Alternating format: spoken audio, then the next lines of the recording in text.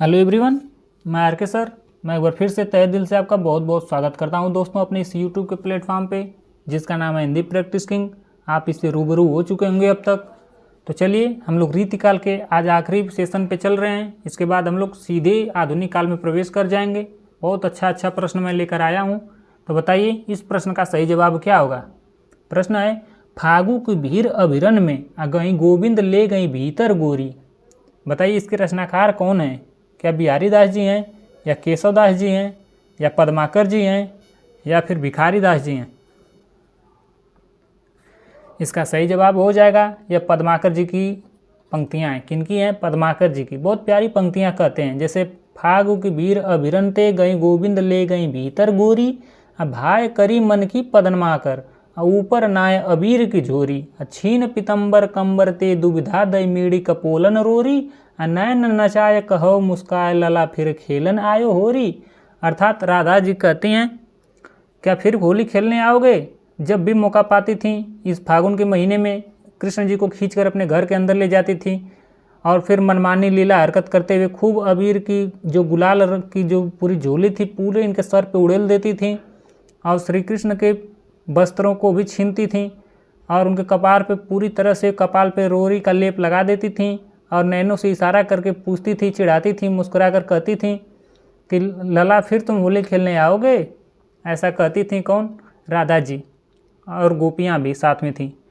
तो यह इतनी प्यारी प्यारी पंक्तियाँ कहने वाले कौन हैं? पद्माकर जी हैं। Option C is the right answer. अगला प्रश्न है, घनानंद को साक्षात रसमूर्ति किसने माना है? क्या भगवान दिन माने हैं, या फिर विश्वनाथ प्रसाद मिश्र जी माने हैं, या फिर आचार्य रामचंद्र शुक्ल माने हैं, या फिर HPD जी माने हैं? बताइए इस प्रश्न का सही जवाब क्या होगा। इसका सही जवाब हो जाएगा आचार्य रामचंद्र शुक्ल माने। कौन मानते हैं इनको रसमूर्ति? इनको रसमूर्ति मानने वाले शुक्ल जी हैं। अगला प्रश्न है, निम्नलिखित में से कौन सी रचना केशव दास की नहीं है? बताइए कौन सी रचना केशव दास की नहीं है। क्या कवि प्रिया नहीं है, या रसिक प्रिया नहीं है, या छंदार्णव नहीं है, या फिर छंदमाला नहीं है? इसका सही जवाब हो जाएगा रसार्णव नहीं है। कौन? रसार्णव। यह किनकी रचना है? यह सुखदेव मिश्र की रचना है। किनकी रचना है? यह सुखदेव मिश्र की है। सुखदेव मिश्र की रचना है, याद रखिएगा। अच्छा प्रश्न है। बाकी सब किनकी रचना है? केशव दास की हैं।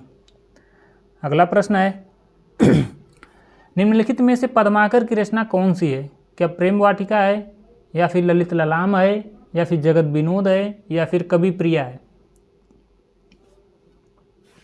आप लोग जानते हैं, मैं कई बार बता चुका हूँ, पद्माकर जी क्या करते हैं? जग के साथ मजाक करते हैं। कौन मजाक करते हैं? पद्माकर जी।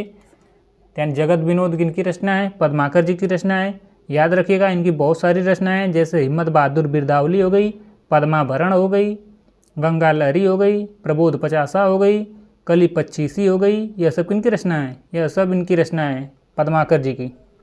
अगला प्रश्न है, निम्नलिखित में से कौन सा ग्रंथ मतीराम का नहीं है? बताइए। क्या छंदसार नहीं है, या सुख सागर नहीं है, या रसराज नहीं है, या फिर साहित्य सार नहीं है? इसका सही जवाब हो जाएगा ऑप्शन बी। कौन सा एक नहीं है? सुख सागर नहीं है। कौन? सुख सागर नहीं है। दूसरा वाला सुख सागर नहीं है। यह किनका है? यह सदा सुखलाल का है। किनका है? सदा सुखलाल का है। नाम कितना अच्छा है, सदा सुखलाल जी की रचना है।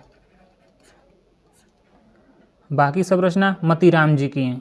अगला प्रश्न है, डॉक्टर पीताम्बर दत्त बड़थवाल के अनुसार रामचंद्रिका क्या है? यह एक असाधारण महाकाव्य है, या फिर फुटकल कविताओं का संग्रह है, या फिर छंदों का अजायब घर है, या फिर अलंकार मंजूषा है?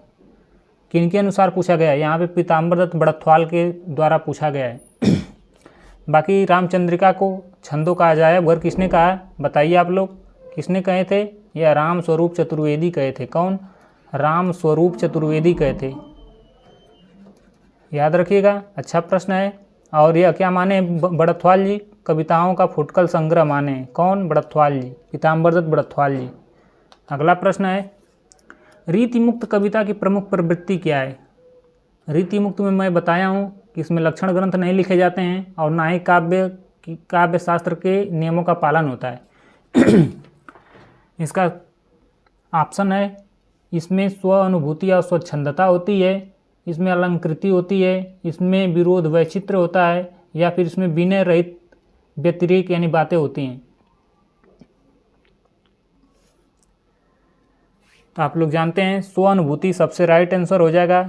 स्व अनुभूति यानी कि इसमें अलंकार बिल्कुल नहीं रहता है, विनय के पद नहीं रहते हैं, विरोध की बातें भी नहीं रहती हैं। इसमें स्व अनुभूति यानी खुद की अनुभूति के आधार पर यानी स्वच्छंदता यानी खुद के माध्यम से जो मन में आए उसे लिख देना ही स्वच्छंदता कहलाता है।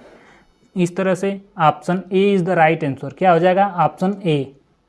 अगला प्रश्न है, हाय रथपाल की गयंद गृह ग्राम चारू, आखर लगाए लित लाखन के साम हो।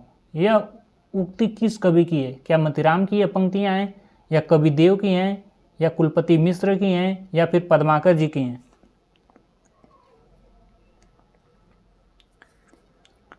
इसका सही जवाब हो जाएगा यह पद्माकर की हैं। किनकी हैं? पद्माकर जी की पंक्तियाँ हैं। किनकी कविता यह है? पद्माकर जी की है। मतिराम की तो आप लोग जानते हैं, कुंदन को रंग फीका लागो, यह किनकी है? मतिराम जी की हैं। अगला प्रश्न है, निम्नलिखित में से रीति मुक्त काव्य की विशेषताओं के संदर्भ में कौन सा एक वाक्य गलत है? 3 सही है, एक वाक्य गलत है, उसी को पहचानना है। किसकी विशेषता पूछा है यहाँ पे? रीति मुक्त काव्य की। पहला विशेषता पूछा है, रीति मुक्त काव्य व्यक्ति प्रधान है। क्या यह बात जो है गलत है? नहीं, यह बात गलत नहीं, बिल्कुल सही है। क्या है? क्या है? व्यक्ति प्रधान है, यानी कि खुद अपने अपने भाव के अनुसार लोग लिखते हैं, हर व्यक्ति लिख सकता है। रीति मुक्त कवियों की प्रेम संबंधित धारणा रीतिबद्ध कवियों से भिन्न है। बिल्कुल सही बात है, सबसे भिन्न है भाई। रीतिबद्ध से, रीति सिद्ध से रीति मुक्त क्या है? बिल्कुल भिन्न है। रीति मुक्त काव्य पर फारसी भाषा का प्रभाव नहीं है। बिल्कुल है भाई, नहीं कैसे कह दिया है इस पे?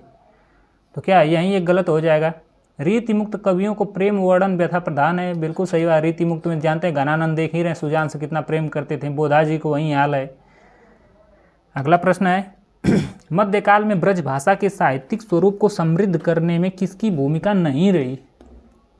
रीति काल में पूछा है किसकी भूमिका नहीं रही, किसको समृद्ध करने में? ब्रज भाषा को। क्या भूषण की भूमिका नहीं रही, या घनानंद की भूमिका नहीं रही, या फिर बिहारी की नहीं रही, या नूर मोहम्मद की नहीं रही? ऑप्शन देखकर तो आप लोग बता ही देंगे।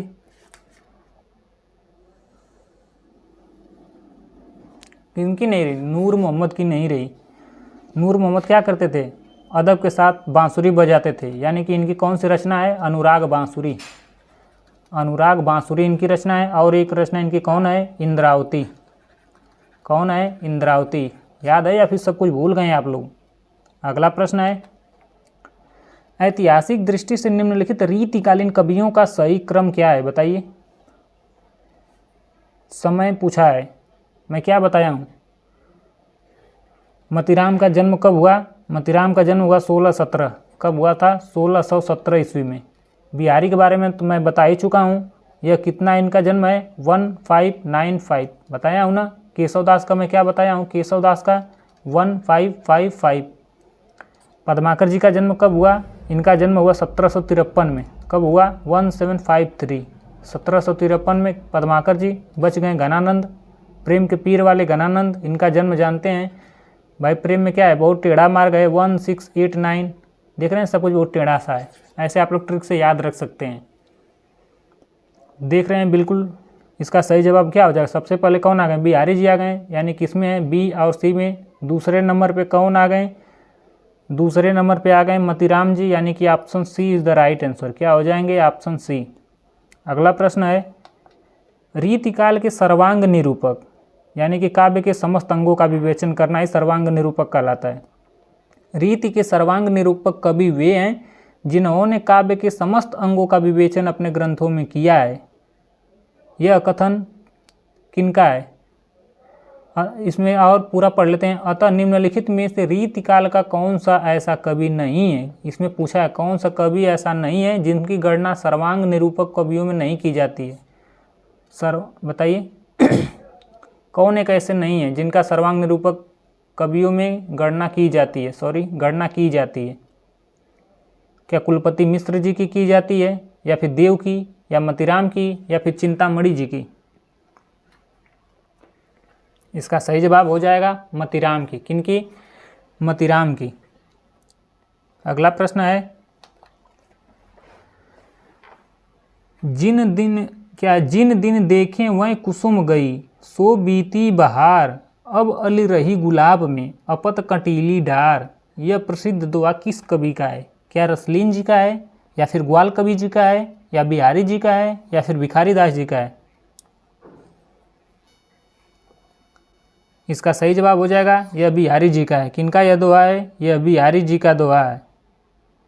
अगला प्रश्न है, कविता उनकी श्रृंगारी है पर प्रेम की उच्च भूमि पर नहीं पहुंचती है, वो बिल्कुल नीचे ही रह जाती है।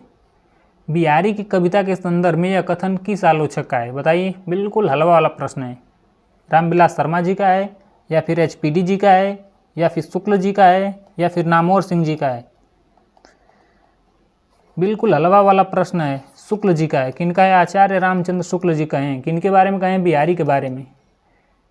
अगला प्रश्न है, इनमें से कौन सी रचना चिंतामणि की नहीं है? चिंता भाई किसको किसको होती है? प्रकाश में लाने के लिए, बिल्कुल काव्य को प्रकाश में लाने के लिए चिंता होती है। अपने कुल को बचाने के लिए भी कवि को चिंता होती है। और काव्य विवेक काव्य के लिए क्या विवेक होना चाहिए रचना के लिए? अगर नहीं विवेक है तो नहीं रच पाएंगे, इसकी भी चिंता होती है। तो कौन सा एक नहीं? साहित्य दर्पण नहीं है। साहित्य दर्पण चिंतामणि की रचना नहीं है, बल्कि यह किनका है? यह आचार्य विश्वनाथ का है। किनका है? आचार्य विश्वनाथ जी का है। विश्वनाथ जी का है, याद रखिएगा। अच्छा प्रश्न है। अगला प्रश्न है, केशवदास की रचना इनमें से कौन सी है? यह पूछा गया है। क्या माधवानल कामकंदला है, या फिर भूषण विचार है, या फिर मदनाष्टक है, या फिर जहांगीर जस चंद्रिका है? इसका सही जवाब हो जाएगा ऑप्शन डी, जहांगीर जस चंद्रिका बिल्कुल केशवदास की रचना है। बाकी माधवानल कामकंदला किनकी है? यह आलम जी की रचना है। किनकी? आलम जी की। मदनाष्टक तो आप लोग जानते हैं, रहीम दास की रचना है। भूषण विचार किनकी रचना है? आप लोग कमेंट बॉक्स में बता दीजिए एक ठो। अगला प्रश्न है, प्रेम की पीर को ही लेकर इनकी वाणी का प्रादुर्भाव हुआ। आलोचक रामचंद्र शुक्ल यह कथन रीतिकाल के किस कवि के संदर्भ में कहें?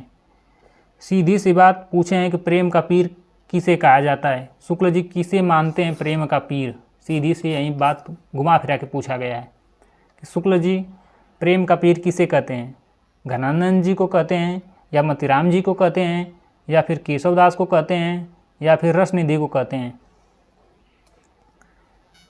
इसका सही जवाब हो जाएगा घनानंद। किनको प्रेम का पीर कहते हैं? घनानंद जी को। अगला प्रश्न है, राजनीतिक रूप से रीतिकालीन मुगलों के शासन के वैभव के क्या रहा है? चरमोत्कर्ष का युग रहा है, या फिर उत्थान का युग रहा है, या फिर विस्तार का युग रहा है, या फिर चरमोत्कर्ष के बाद उत्तरोत्तर ह्रास और पतन का युग रहा है? इसका सही जवाब हो जाएगा ऑप्शन डी, चरमोत्कर्ष के बाद हमेशा पतन का युग रहा है। कौन? रीतिकाल। याद रखिएगा। अब किनके बारे में कहा गया है? मुगलों के बारे में कहा गया है। क्यों? क्योंकि मुगलों का जो शासनकाल प्रारंभ बाबर के द्वारा हुआ 1526 में हुआ, और अंतिम कब हुआ? औरंगजेब के शासनकाल में। आप लोग जानते हैं 1658 से 1707 तक उनका रहा औरंगजेब का। उसी समय जब 1707 तक रहा, उसी समय रीतिकाल 1700 से 1900 विक्रमी संवत तक चला। और अगर ईस्वी में देखें तो 1643 से 1843 ईस्वी तक माना गया।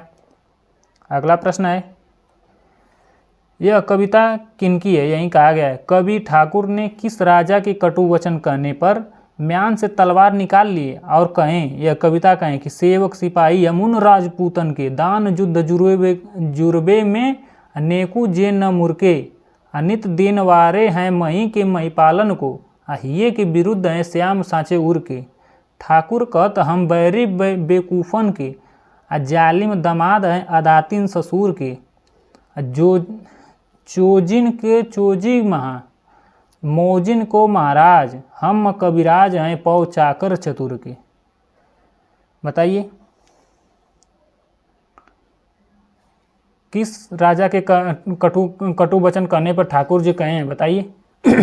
या अनूप गिरी जिन्हें हिम्मत बहादुर कहा जाता है उनके कहने पे, या फिर जगत सिंह राजा के कहने पे, या फिर राजा परीक्षित के कहने पे, या फिर महाराजा उदित नारायण सिंह के कहने पे?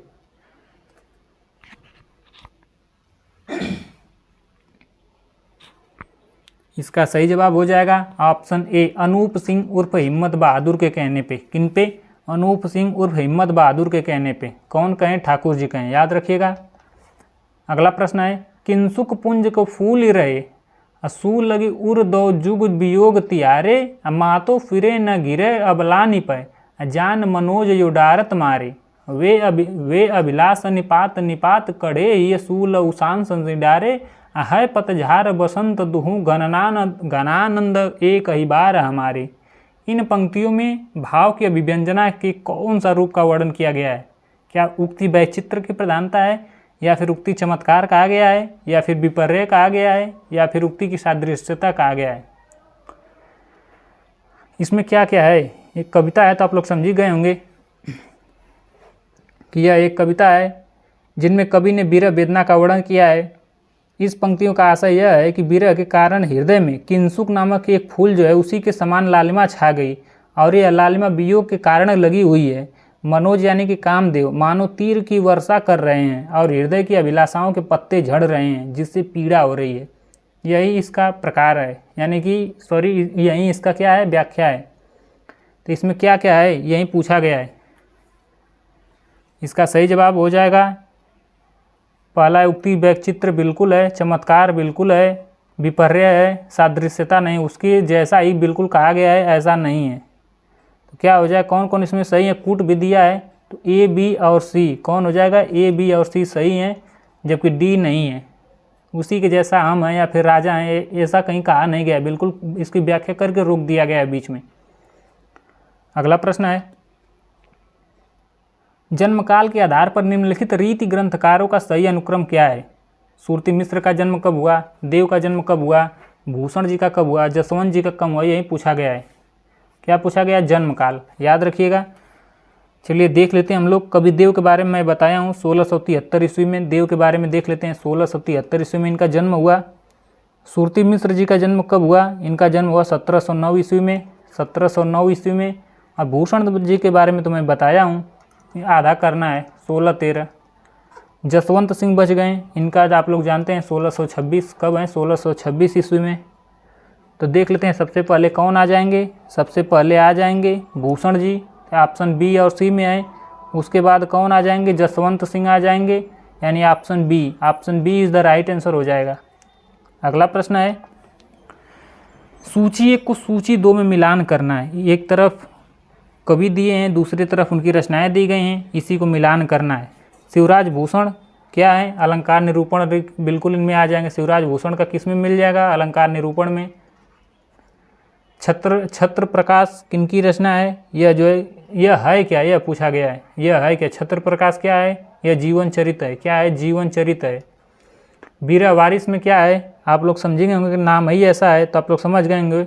रीति स्वच्छंदवादी, क्या है? स्वच्छंद यहाँ पे दिया है। वीरा वारिस जानते हैं बोधा की रचना है, स्वच्छंद है, बिल्कुल यहाँ हो जाएगा। काव्य निर्णय आप लोग समझेंगे होंगे। काव्य निर्णय भिखारी दास के, भिखारी दास वैसे ही अलंकारी कवि हैं, तो क्या हो जाएंगे? सर्वांग हैं, जानते हैं काव्य के सभी रूपों का इसमें प्रयोग किए हैं, सर्वांग निरूपक हो जाएगा। बच गया एक रस निरूपक। तो बताइए कोई एक ऐसी रचना बताइए जो रस निरूपक हो। बताइए आप लोग कौन सी है कमेंट बॉक्स में। इस प्रश्न का सही जवाब हो जाएगा ऑप्शन बी। कौन हो जाएगा? Option B. अगला प्रश्न है, फिर सूची 1 को सूची 2 में मिलाना है। इसमें रचनाकार और उनकी रचनाएं दी गई हैं, उसमें उसका भाव दिया गया था, इसमें रचनाएं दी गई हैं। तो रसराज जैसा कि आप लोग को दिख ही रहा है, रसराज ललित ललाम किनकी रचना है? मतीराम जी की रचना है। किनकी रचना है? मतीराम जी की रचना है, आप लोग को दिख ही रहा होगा। रस सागर किनकी रचना है? यह श्रीपति जी की है, इसको थोड़ा याद रखिएगा। किनकी रचना है? श्रीपति जी की। जो जो आता है पहले वो हम लोग देख लेते हैं। चलिए हम लोग देख लेते हैं। रस पीयूष निधि की रचनाकार क्या है? सोमलोक, सोम और यहाँ पे पीयूष, सोम पीयूष, यह क्या है? पर्यायवाची शब्द है किसका? अमृत का, यानी अमृत को क्या रस कह सकते हैं। ऐसे ट्रिक से आप लोग इसको याद रख सकते हैं, ऐसे ट्रिक से आप लोग याद रख सकते हैं। बच गए कौन? बच गए एक रस चंद्रोदय। रस चंद्रोदय किनकी रचना है? यह कविंद्र की रचना है। कहीं मैं भिखारी दास को नहीं बताया हूँ, इनके बारे में तो मैं बताया हूँ। सारांश और निर्णय इनके है। काव्य निर्णय एक लिख देता हूँ, काव्य निर्णय इनका रचना है। जितने भी निर्णय और सारांश कौन लेते हैं? भिखारी दास। इस तरह से option C is the right answer हो जाएगा। पहले का 5वें में ऑप्शन सी में है, option C is the right answer. अगला प्रश्न है द्विजदेव किस परंपरा के कवि हैं? मैं क्या बताया हूँ, ठाकुर, बोधा, आलम, गणानंद और द्विजदेव, ये लोग क्या हैं, रीति मुक्त काव्य परंपरा से रिलेटेड हैं। किससे हैं? रीति मुक्त काव्य परंपरा से। Option B is the right answer हो जाएगा। अगला प्रश्न है रसिक प्रिया किसकी रचना है? बताइए, क्या पद्माकर जी की है, या देव की है, या केशवदास की है, या भूषण की है? बताइए। इसका सही जवाब हो जाएगा रसिक प्रिया, कवि प्रिया, यह सब किनकी रचना है? महिलाओं के बारे में कौन ज़्यादा लिखे हैं? केशवदास। कौन लिखे हैं? Keshavdas. Option C is the right answer. कवि देव क्या हैं? या कवि और आचार्य दोनों हैं। अगला प्रश्न है कौन सी काव्य कृति घनानंद की नहीं है? बताइए, कौन सी एक रचना घनानंद की नहीं है? मैं इनकी सारी रचनाओं को आप लोग को बताया हूँ। श्रृंगार शिक्षा या घनानंद की रचना नहीं है। इनकी कौन कौन रचना है? एक तो बीरा लीला है, सुजान सार है, सुजान सागर है, सुजान हित है, रस के वल्ली है, ये सब किनकी है? घनानंद की हैं। तो कौन एक नहीं, जस्ट मैं अभी बताया हूँ श्रृंगार शिक्षा इनकी नहीं है। कहीं पे मैं घनानंद के बारे में नहीं बताया हूँ कि इनकी एक कोई रचना श्रृंगार शिक्षा नाम की है। बाकी रचनाएं घनानंद की हैं। घनानंद क्या हैं? रीति मुक्त काव्य कवि हैं। अगला प्रश्न है सुजान हित कृपा कंद वियोग बेली किस कवि की रचना है? बताइए, जस्ट मैं अभी बताया हूँ। भूषण की है, या भिखारी की है, या घनानंद जी की है, या आलम की है? इसका सही जवाब हो जाएगा सुजान के बारे में। सुजान इनकी प्रेमिका हैं, तो आप लोग समझ गए होंगे किनकी है? घनानंद का है। किनका है? घनानंद का, याद रखिएगा। अगला प्रश्न है राजा जय सिंह के दरबारी कवि कौन थे? भूषण जी हैं, या बिहारी जी हैं, या मतीराम जी हैं, या सेनापति जी हैं? इसका सही जवाब हो जाएगा ऑप्शन बी। कौन है? बिहारी जी हैं। कौन? राजा जय सिंह के दरबारी कवि कौन है? बिहारी जी हैं। याद रखिएगा। शेष कवि जैसे भूषण, मतीराम, सेनापति या अन्य राजाओं के दरबारी कवि थे। अगला प्रश्न है ग्वाल कवि किस काल के कवि हैं? कौन ग्वाल कवि के बारे में पूछा है? क्या आदिकाल से रिलेटेड है, या भक्ति काल से, या रीति काल से, या आधुनिक काल से? बहुत प्यारा प्यारा प्रश्न आ रहा है। इनकी प्रसिद्ध रचना कौन है ग्वाल कवि की? इनकी प्रसिद्ध रचना है रस रंग। कौन है? रस रूपी रंग, यानी कि रस रंग। कितने अच्छे हैं, छोटा सा नाम, छोटा सा काम और छोटा सा ही इनकी रचना। और बहुत सारी इनकी रचना, ऐसा नहीं कि एक ही रस रंग लिख दिए बस। इनकी बहुत सारी यमुना लहरी, भक्त भावन, रसिकानंदन, कवि दर्पण, रस रूप, दृघ शतक, यह सब इनकी रचना है। चलिए लिख दे रहा हूँ। ग्वाल कवि के बारे में मैं बताया नहीं हूँ तो कम से कम लिख दे रहा हूँ। एक तो इनकी रचना है यमुना लहरी। कौन है? यमुना लहरी एक इनकी रचना है। दूसरी इनकी रचना कौन है? भक्त भावन है। भक्त भावन इनके बारे में ज़्यादा नहीं पढ़ाया हूँ, इसलिए लिख दे रहा हूँ ताकि देखने से, बार बार पढ़ने से याद हो जाएगा। तीसरी रचना है रसिकानंदन, या फिर इसी को रसिकानंद भी कह सकते हैं। चौथा इनकी रचना कौन है? कवि दर्पण है। कौन सी एक रचना है? कवि दर्पण। इनकी एक लास्ट रचना है रस रूप। कौन सी रचना है? रस रूप नाम की एक रचना है। एक और इनकी रचना है दृघ शतक। कौन है? दृघ शतक। दृघ शतक। यह सब रचनाएं किनकी हैं? ग्वाल कवि की हैं। यह किनसे रिलेटेड हैं? यह रीति काल से रिलेटेड हैं। किनसे? रीति काल से। Option C is the right answer. अगला प्रश्न है आलम, घनानंद, बोधा, ठाकुर, द्विजदेव, ये लोग किस काव्य धारा से कवि हैं? बिल्कुल हलवा वाला प्रश्न है। रीति मुक्त काव्य धारा। किससे है? रीति मुक्त काव्य धारा से। अगला प्रश्न है ऐसे जो मैं जानत की जय है तू विषय के संग, ए रे मन मोरे हाथ पाँव तेरे तोर तो, किसका कथन है? यह देव का है, या भूषण का है, या मतीराम जी का है, या चिंतामणि का है? यह आज का आखिरी प्रश्न और रीति काल का आखिरी प्रश्न, सबका यह आखिरी है। इसके बाद हम लोग सीधे आधुनिक काल में पहुंच जाएंगे। बताइए यह कथन किसका है? यह कथन है कवि देव का।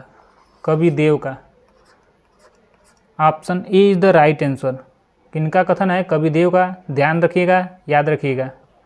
अब तो अब यह आज का लास्ट प्रश्न है। इसके बाद हम लोग कल से आधुनिक काल का प्रारंभ करेंगे, शुभारंभ करेंगे।